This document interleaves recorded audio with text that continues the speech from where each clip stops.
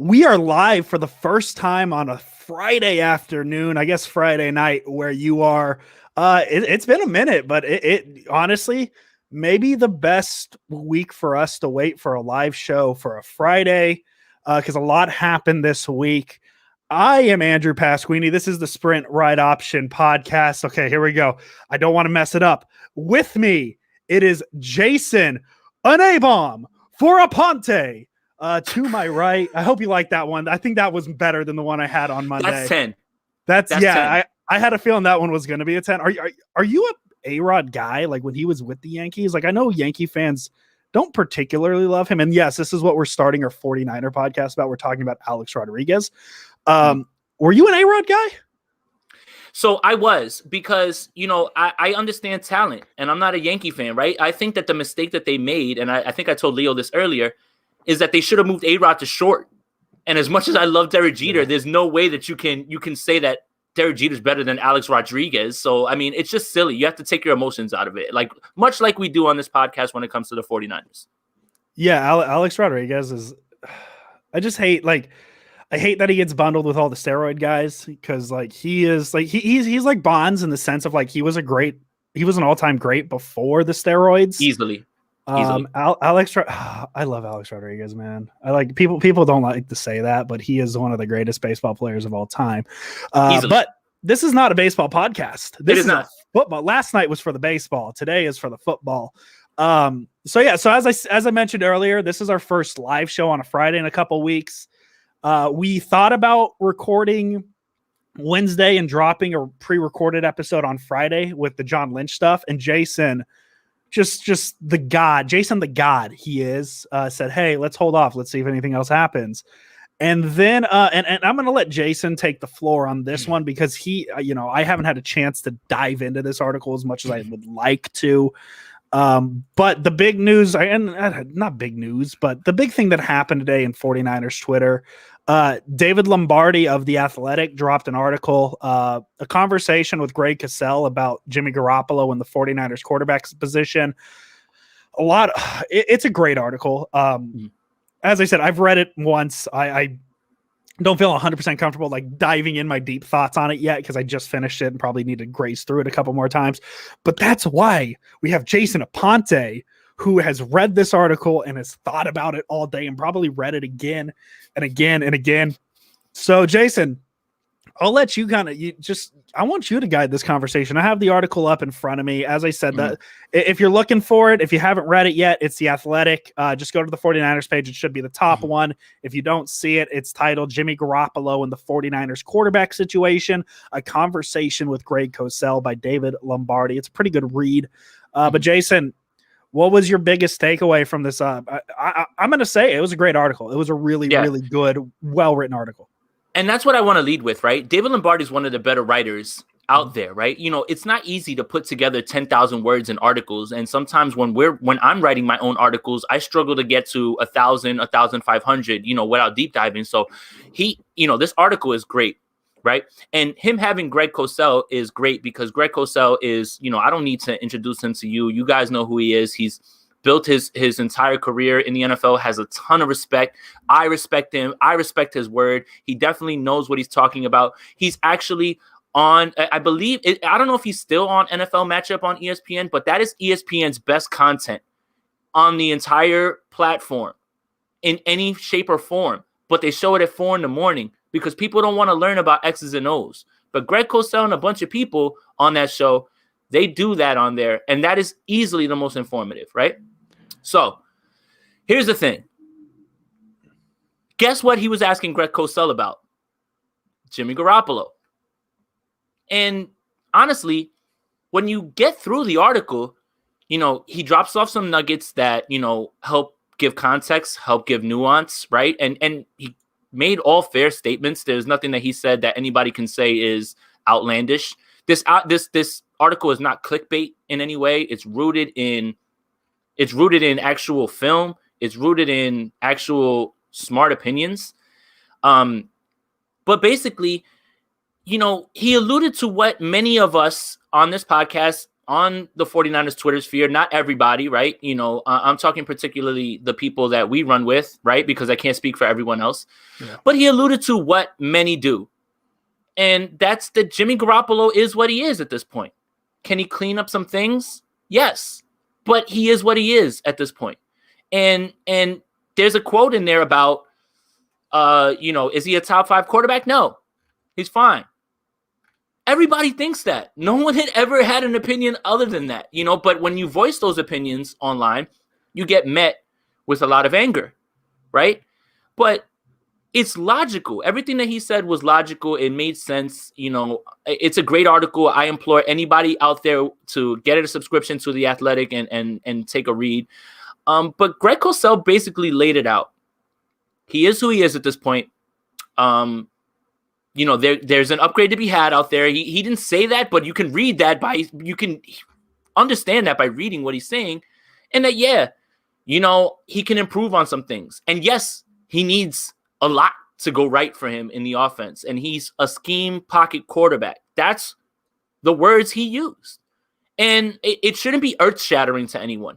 But I think what's earth-shattering about it is that someone with so much equity in the game said it and not one of us podcast guys. So now, do you agree with what he said? Because Greg Cosell commands your respect. Or did we have it wrong and are we just hating? I think that's really what the root of the 49ers Twitter discussion was. I feel like the article was meant to do something else, and it ended up kind of just reinforcing what everybody had kind of said about him. And that's really what it is. Yeah, I think if we are to put, the Jimmy Garoppolo fans on a spectrum, like left, right, I think at one extreme are the ones that, he can't do any wrong. They can't upgrade on him, even with guys like Deshaun Watson available. On the other side, there are people that unfairly say he's a bad quarterback.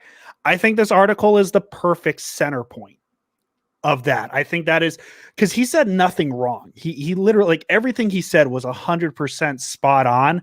And I think if this is a normal off season where, multiple top 10 quarterbacks are available for trade, Matt Stafford, if you want to talk about him being a top 10, that's not the point of this conversation. Let's say just for the sake of my argument, Stafford's a top 10 quarterback. You have Deshaun Watson. He's available. Russell Wilson may or may not be available too. If this is a normal offseason where the best quarterback available is Sam Bradford or people like that, no question, Jimmy Garoppolo is your 2021 starter. No question. And that's just ignoring the draft. That is just ignoring the draft. We get that the draft is another conversation. Jimmy Garoppolo is a starter in a normal offseason, but in this offseason with such rare circumstances where 3 top-tier quarterbacks are available, the Niners would be wrong not to see what is out there. And that's 100% the case. They were in on Stafford. They're likely in on Watson. I wouldn't be surprised if they made a phone call to Seattle and was like, hey, what's the price for, Russell Wilson? And the Seahawks were like, and just hung up, that sort of thing. But in any normal offseason, Jimmy Garoppolo is great. He's a good option. You have a starting quarterback, but this isn't a normal offseason in terms of quarterback. Talk to him, Andrew. This man is spitting. And here, let me expand on that. It's a perfect storm of circumstances, guys. Mm-hmm. 1, Jimmy Garoppolo's out in his contract. 2, this draft class is loaded. 3, COVID is going to force everybody to get under a numbers crunch. You're going to have to make tough decisions to reshape your roster. And Andrew nailed it. If everything was normal, if the salary cap went up the right way, everything went, we're probably not having this discussion. But the 49ers would be remiss in their duties to look at this draft class and say, we don't want any one of these few guys up at the top because next year, Jimmy Garoppolo is harder to get out of his contract, and that class is not loaded. Andrew nailed it. It is a perfect storm of circumstances. It's not hating on Jimmy Garoppolo. It's not anti-Jimmy Garoppolo agenda. It is the facts and how you build a roster. And right now, everyone is feeling the crunch. And there's going to be some marquee names on the free agent market that are going to have to go because everyone's trying to get under the salary cap. This is not a normal offseason. These are not normal circumstances. That's what makes this so difficult and so hard to traverse. And I guess the comparison is like, if you're, I get, maybe it's a little bit different, but like if this is a normal offseason, do the Rams swing for the fences and get rid of Goff for Stafford? That type stuff. Like I see teams trying to make aggressive moves. And I think it's because of, if this is a normal cap space season where the cap went up what it was projected to be before COVID and all that stuff, Trent Williams is a 49er. Like there is no question and things like that. And obviously I don't mean to bring up that topic as well. Yeah. But like things like that, that's how this is different. If this is a normal off season, like things are so much clearer. That's really what it is. You know, Williams probably has his extension with the 49ers. Garoppolo is probably your guy. Verrett's back, you know, all these things. And it's just so hard.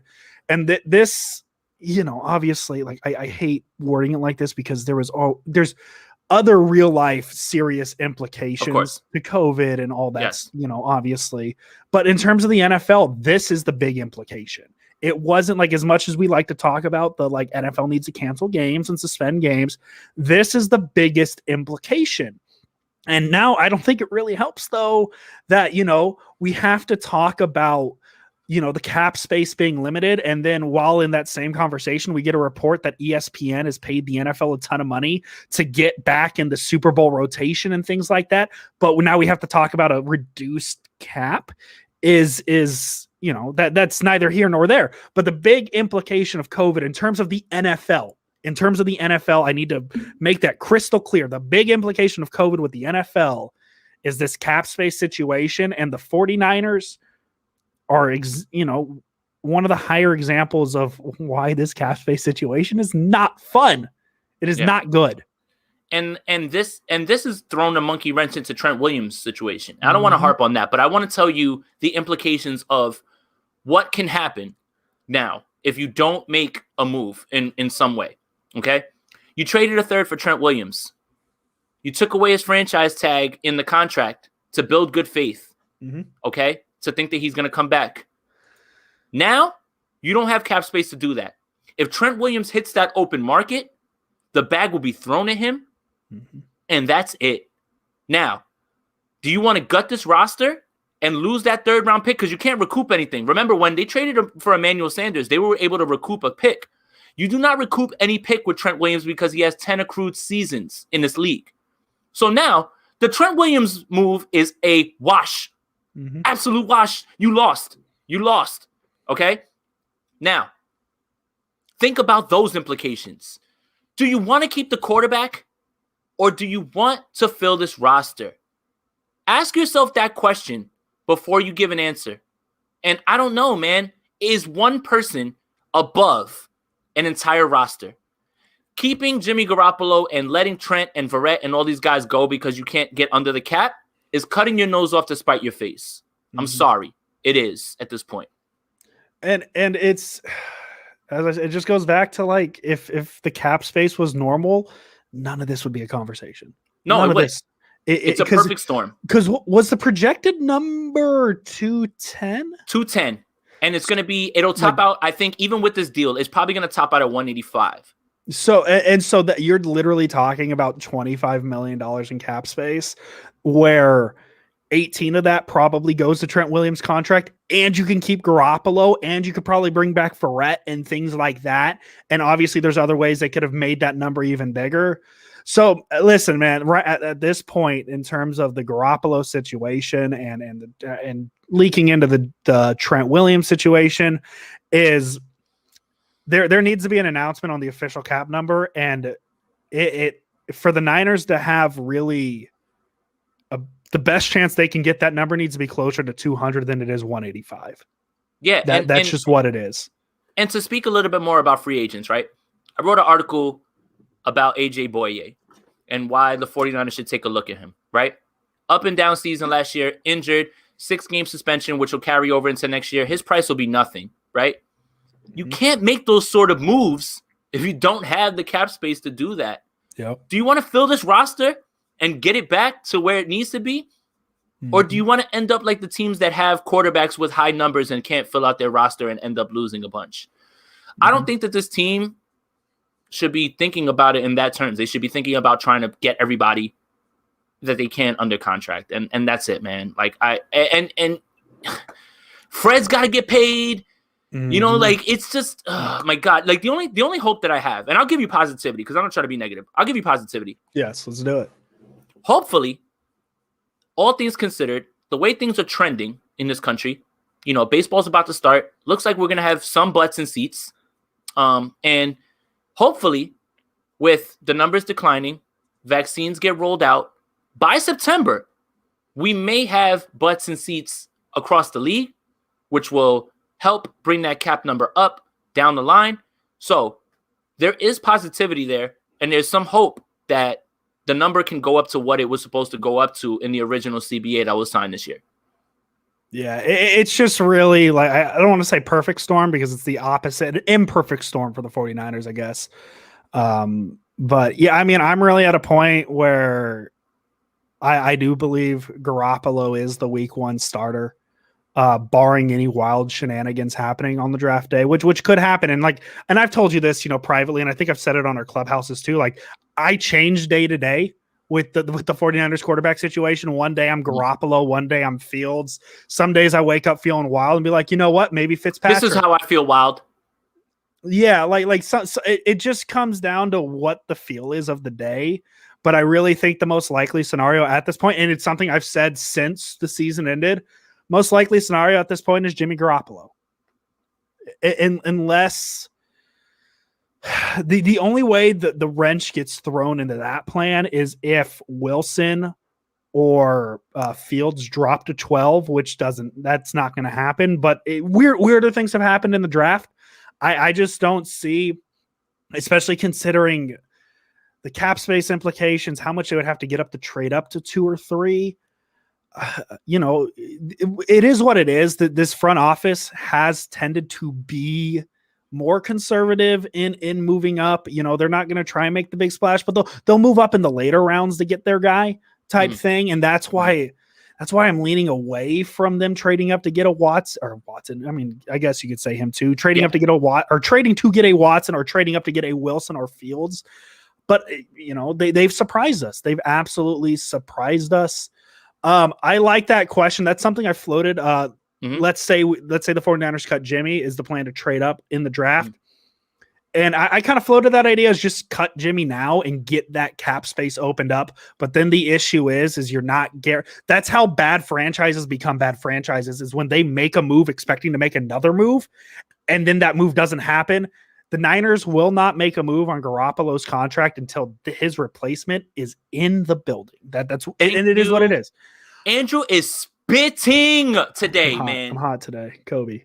But you know, it's one of those things, because I get the idea, but I don't want the Niners to make a decision on Garoppolo until a decision has to be made, because that's what bad franchises do is they just assume they're going to be able to figure it out and get rid of their quarterback.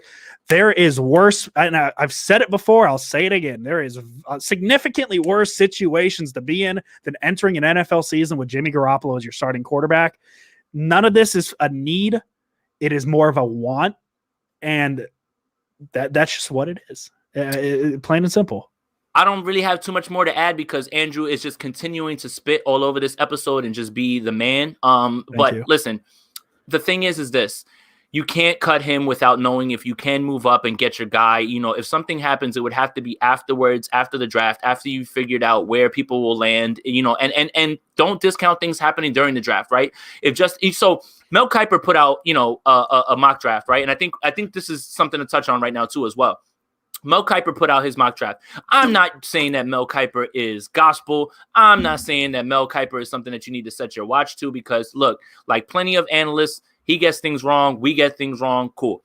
But it is true about what Andrew just said. You can't make a move hoping to move up. And then if you miss out on that opportunity, now you are in even worse state. So it's so true. Things are as fluid as ever day to day. When we find out cap numbers, when we find out how free agency lands and where people start to move, I think this will get more clear as we get closer to draft day, if not on draft day. So yes, you cannot make a move until you've secured whatever you secured. Now, whether that is Justin Fields on a trade up and Ryan Fitzpatrick as a bridge while he waits, that's, whatever. That's just a scenario. But I agree, man. I don't think that you can just cut Jimmy right now and just go back to it. I really don't, man.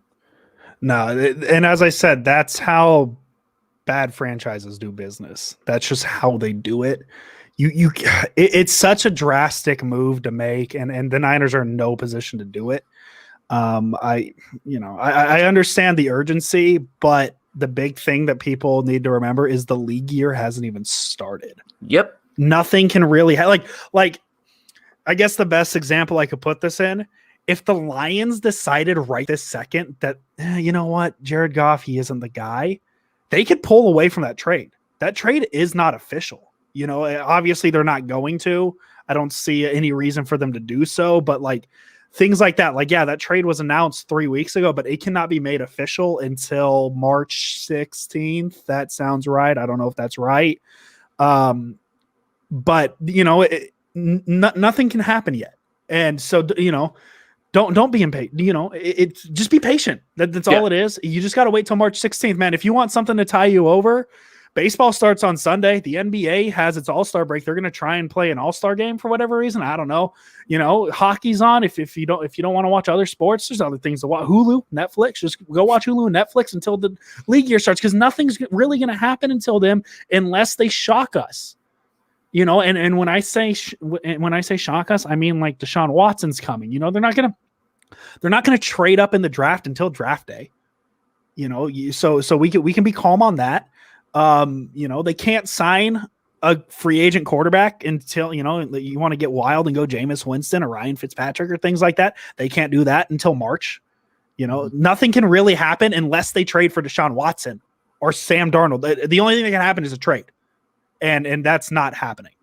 So just wait it out. And be patient. That's the best way that you can put it, honestly, at this point, is just for the people that are just hey, oh my God, why haven't you cut him? You can't cut him until you understand what you're going to be doing. And I think that all of that stuff is fluid at this point.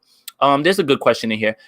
Vince Felice, fellas, how is it possible to get Big Trent signed without letting Jimmy go? That would take some sort of restructure. Here's my thing with the restructure thing is eventually the bill's going to come, the chickens come home to roost. So I don't like the idea of kicking that number down. And also, most of the time, restructures come along with extensions. Now, look, I've been on record saying this. I throw out what I want. Who cares what I want? If Kyle Shanahan and John Lynch run it back with Jimmy, then good. I have full confidence in Coach. But if that offense struggles, if you see things happen that are wrong, they deserve all the slander. And this is from a co-creator of OnlyShans. Yeah. I'm going to put my faith in them to do the right thing. But if they don't, and this blows up in their face, I'll be one of the first people that'll be out in front saying, you chose this. This is your doing. Yeah. And with the Trent Williams sign without letting Garoppolo go, I mean, I guess that would be let Parag cook sort of thing too. Let him figure that. That's a shirt idea, by the way. That's what it is. There's not a lot of flexibility there.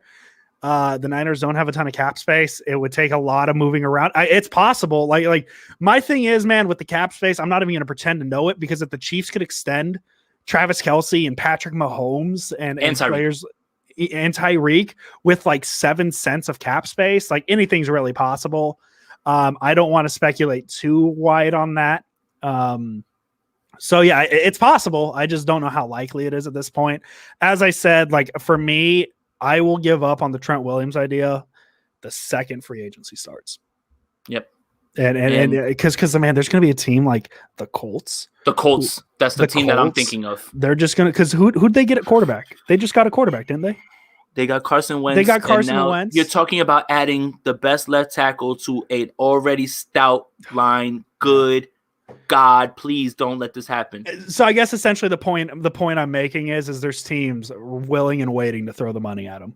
And if he gets that open market, I don't see how the Niners are going to hit it, touch any offers. So we'll see. Everything's speculation at this point. That's kind of the main takeaway. Everything is speculation. Every tweet you read, like even, man, I saw a tweet today, man. Ian Rappaport tweeted like the most wild speculation I've seen in terms of like what the Panthers are trying to do at quarterback. And he floated a rare. What is it? Bridgewater to the Saints? Yeah. So Nick Underhill tweeted, assuming the big names aren't part of the picture, I think one of the more interesting subplots right now is what the Saints would do if Carolina finds a new quarterback before they lock into someone. And Rappaport tweeted very rare speculation from him because usually he's more of a facts guy. A rare intra-division trade wouldn't shock me. I know Teddy Bridgewater and the Saints have mutual respect. Obviously, would depend on what happens with Jameis Winston too.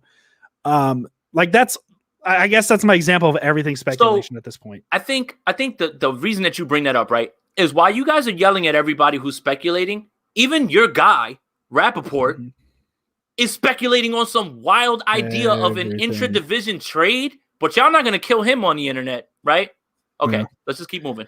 Everything speculation. So, any final thoughts on the Cosell piece? We kind of went off on a tangent there, but no, but it's all tied to it, right? And purpose of what it is. Read the article, listen to what he has to say, make your own decision, from opinion. It, But yeah, form your own opinion from it. Don't allow other people to seep into your opinion, right? But I think it's pretty clear. I think after you read it once, you read it twice, you start to see what everybody's been talking about, and it comes off as hate, and it's not hate at all. Like, I think that Jimmy is what he is at this point. Yeah, he is what he is, and that's probably the highest compliment you have for him. Because I would rather be what I am than be less than what I am. That makes no sense. But hey, I tried it, didn't work. Swing. It works. It works. Anyways, so let's kind of transfer here from words Greg Cosell said to how about friend of the pod John Lynch, not the real. I mean, the real John Lynch said this. The friend of the pod John Lynch did not. Both John Lynches are real.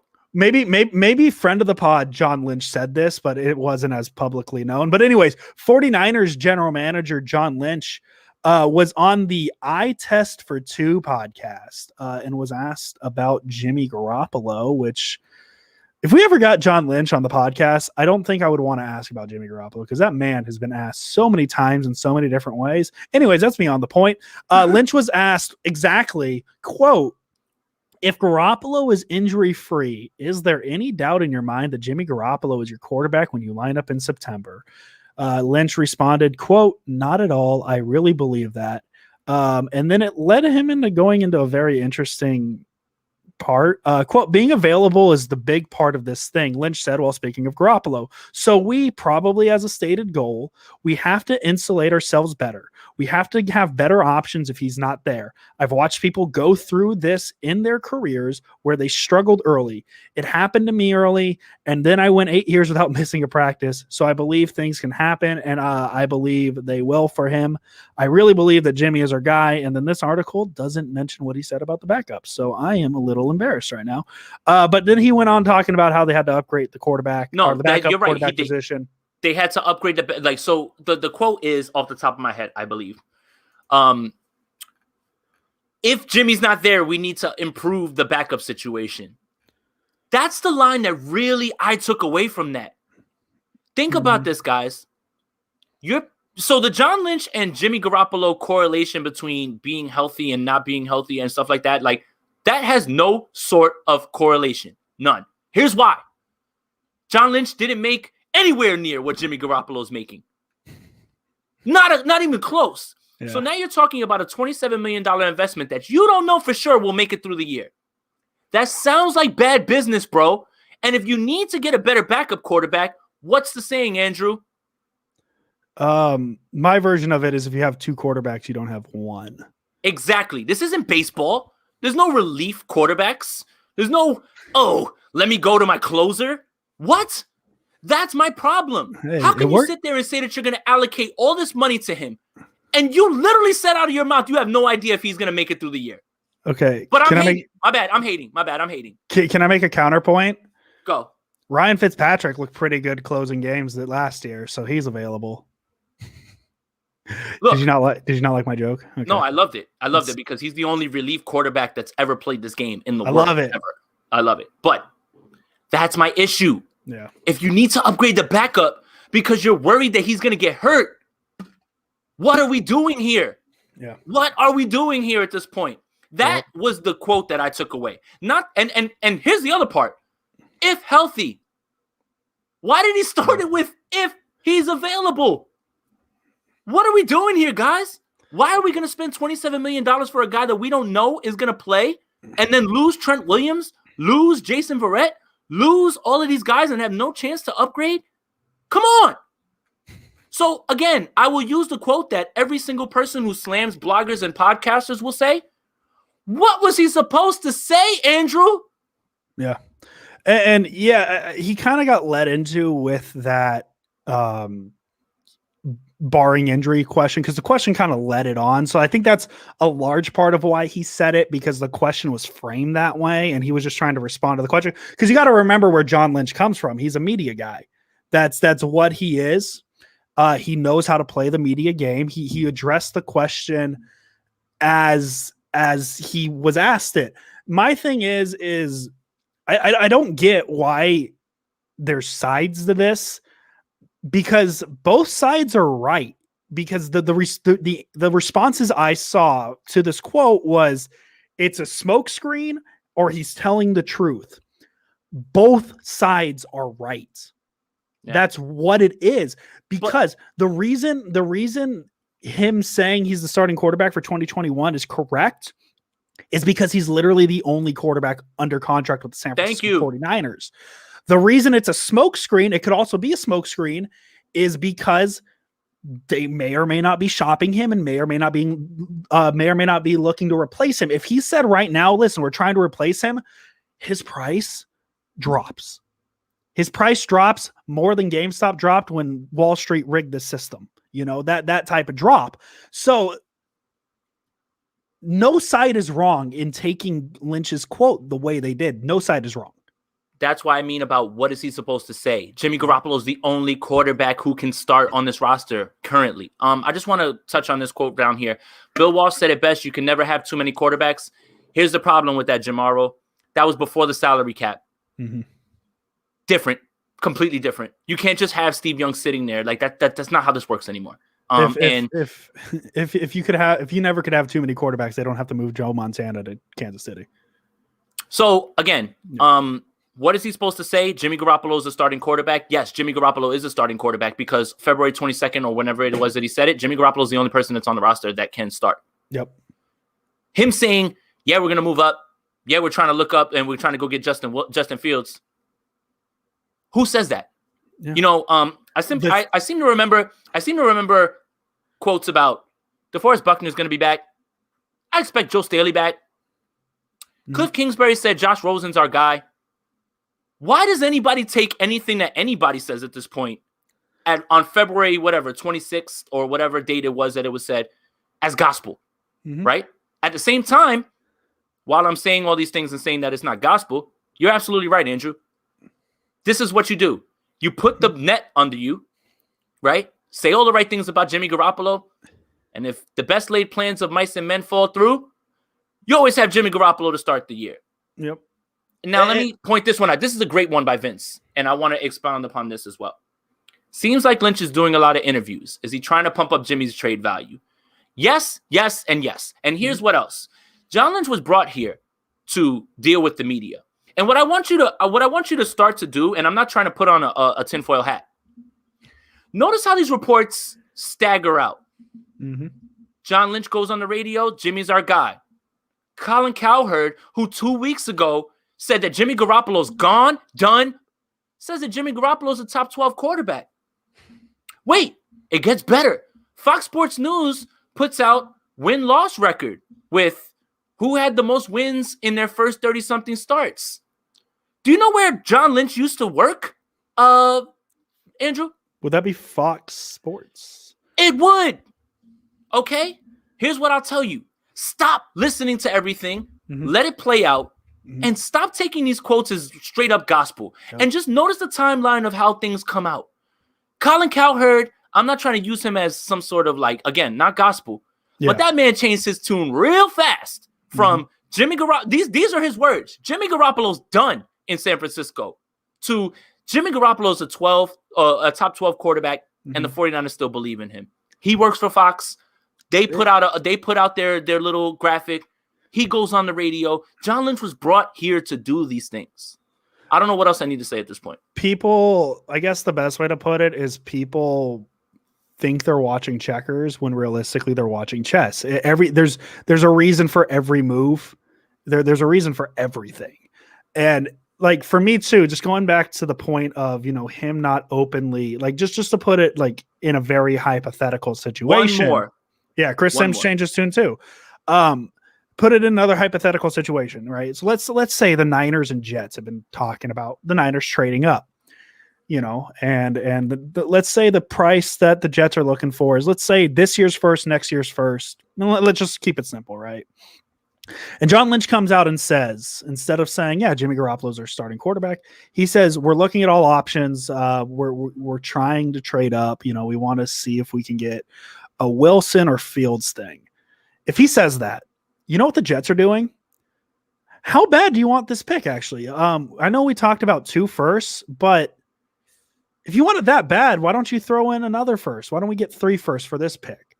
So everything at this point, man, take it as you want. I'm not saying anybody's wrong for taking it how they want to. Everything is said for a reason. It's to keep all the leverage, because also too, let's say hypothetically the Niners are in discussions with Bill Belichick. They're trying to send Garoppolo back because they know they can trade up and get, Justin Fields or whatever it is. And the Niners come out and say, yeah, you know what? We're looking to move him. We're looking to move him. Belichick's going to call back and say, hey, that 5th round pick we were offering for whatever, I just picked a number. Please don't come at me. That 5th round pick we were talking about trading. I mean, if you don't need Garoppolo, we probably don't need him as bad as, we think we need him. So that 5th round pick, we're going to give you a 7th now. That's really the most we're going to do.